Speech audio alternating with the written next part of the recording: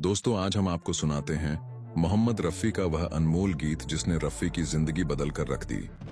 ये वही गाना है जिसने रफ़ी की दुनिया बदल दी। इस गाने को फिल्म से निकाल दिया गया था और रिजेक्ट कर दिया गया था। फिर रफ़ी की मेहनत ने इस गाने को 4 चांद लगा दिए। अभी हम आपको वह गाना सुनाते हैं। उससे पहले आपसे गुजारिश है कि वीडियो को लाइक और शेयर जरूर कीजिए। मोहम्मद रफ़ी की आवाज में एक ऐसी मिठास थी जो सीधे दिल में उतर जाती थी। उनकी गायकी का अंदाज बाकी गायकों से अलग माना जाता था। यही वजह थी कि लोग उनके हर नए गीत का बेसब्री से इंतजार करते थे। जब इस गाने की रिकॉर्डिंग शुरू हुई तो किसी को अंदाजा नहीं था कि ये आगे चलकर इतना बड़ा इतिहास रचेगा। आते हैं जिंदगी में ये आलम कभी कभी। स्टूडियो में मौजूद लोगों ने इसे एक साधारण गीत समझा था, लेकिन रफ़ी साहब को इस धुन पर पूरा भरोसा था। कहा जाता है कि फिल्म की शुरुआती स्क्रीनिंग के दौरान इस गाने को हटाने का फैसला किया गया।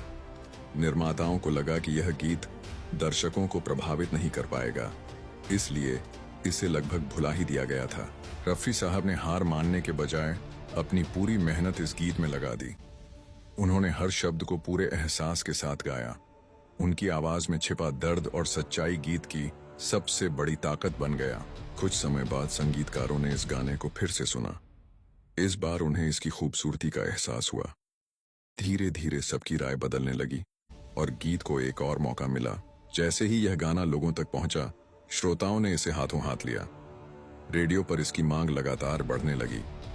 हर तरफ इसी गीत की चर्चा होने लगी। उस दौर में रेडियो मनोरंजन का सबसे बड़ा माध्यम था। लोग घंटों रेडियो के सामने बैठकर अपने पसंदीदा गीत सुना करते थे। यह गाना भी जल्द ही लाखों लोगों की पसंद बन गया। मोहम्मद रफ़ी की लोकप्रियता इस गीत के बाद और भी बढ़ गई। उनकी आवाज नए श्रोताओं तक पहुंचने लगी। संगीत जगत में उनका सम्मान पहले से कहीं अधिक हो गया। संगीत समीक्षकों ने भी इस गीत की खूब तारीफ की। उन्होंने कहा कि रफ़ी साहब ने अपनी गायकी से साधारण बोलों में भी जान डाल दी है। यह उनके करियर की यादगार प्रस्तुतियों में से एक बन गया। गाने की धुन और बोल लोगों की जुबान पर चढ़ गए। शादी ब्याह और महफिलों में भी यह गीत सुनाई देने लगा। इसकी लोकप्रियता दिन ब दिन बढ़ती चली गई। समय के साथ यह गीत एक क्लासिक बन गया। नई पीढ़ी ने भी इसे उतना ही प्यार दिया जितना पुरानी पीढ़ी ने दिया था। यही किसी महान गीत की सबसे बड़ी पहचान होती है। रफ़ी साहब का संघर्ष इस कहानी से साफ दिखाई देता है। उन्होंने कभी असफलता को अपनी मंजिल के रास्ते की दीवार नहीं बनने दिया, बल्कि हर मुश्किल को अपनी ताकत बनाया। यह गीत केवल एक गाना नहीं था, बल्कि मेहनत और विश्वास की मिसाल बन गया। इसने साबित कर दिया कि सच्ची कला को देर से ही सही पहचान जरूर मिलती है। आज भी जब यह गीत बजता है तो श्रोता पुराने सुनहरे दौर में खो जाते हैं। इसकी धुन दिल को सुकून देती है और यादों को ताज़ा कर देती है। मोहम्मद रफ़ी की आवाज़ का जादू आज भी बरकरार है। उनके गीत समय की सीमाओं को पार कर चुके हैं। यही वजह है कि उनका नाम आज भी सम्मान के साथ लिया जाता है। संगीत प्रेमियों के लिए यह गाना एक अनमोल धरोहर माना जाता है। इसकी लोकप्रियता वर्षों बाद भी कम नहीं हुई।